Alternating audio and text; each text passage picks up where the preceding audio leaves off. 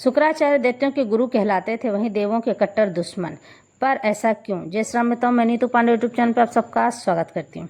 एक पौराणिक कथाओं के अनुसार शुक्राचार्य महर्षि भृगु के पुत्र और भगवान विष्णु के भक्त प्रहलाद के भांजे थे। महर्षि भृगु की पहली पत्नी का नाम ख्याति था, जो कि महर्षि भृगु के भाई दक्ष की कन्या थी। ख्याति से महर्षि भृगु को 2 पुत्र धाता व विधाता हुए और एक पुत्री लक्ष्मी का भी जन्म हुआ। इन्हीं लक्ष्मी जी का विवाह भगवान विष्णु से हुआ था।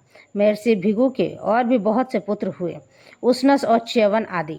उष्णस ही आगे जाकर शुक्राचार्य बने। जब शुक्राचार्य बड़े हुए तो उनके पिता ने उन्हें ब्रह्म ऋषि व अंग ऋषि के पास शिक्षा के लिए भेजा।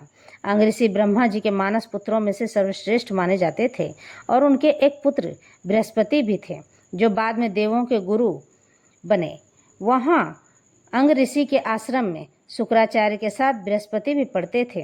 अंग ऋषि की संतान होने के कारण बृहस्पति को अच्छी शिक्षा मिलती थी और शुक्राचार्य को थोड़ी कम। तब शुक्राचार्य वहाँ से भाग गए और सनक ऋषि और गौतम ऋषि से शिक्षा लेने लगे। अपनी शिक्षा पूर्ण होने के बाद जब शुक्राचार्य को पता चला कि बृहस्पति को देवों का गुरु घोषित कर दिया गया है, तो शुक्राचार्य दैत्यों के गुरु नियुक्त कर लिए गए। फिर शुक्राचार्य संजीवनी विद्या प्राप्त करने के लिए भगवान शिव का घोर तप करने लगे। इसी बीच दैत्य ख्याति यानी शुक्राचार्य की माँ से मदद मांगने लगे कि हमारी देवों से रक्षा कीजिए। ख्याति के पास भी दिव्य शक्तियाँ थी। इस कारण शुक्राचार्य की माँ ख्याति देवों को कभी विकलांग कर देती तो कभी बेहोश कर देती। इस तरह से दैत्य अत्यंत बलशाली हो गए। फिर भगवान विष्णु से देवों की ये दशा देखी नहीं गई, इसलिए भगवान विष्णु ने अपने सुदर्शन चक्र से शुक्राचार्य की मां का धड़ सुदर्शन चक्र से काट दिया।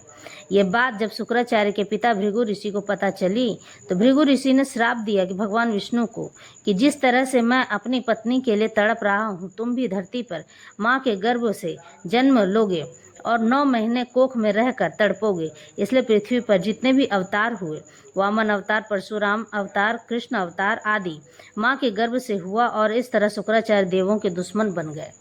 शुक्राचार्य जब संजीवनी विद्या प्राप्त करके आए तो उन्हें पता चला कि उनकी माँ को भगवान विष्णु ने मार दिया है।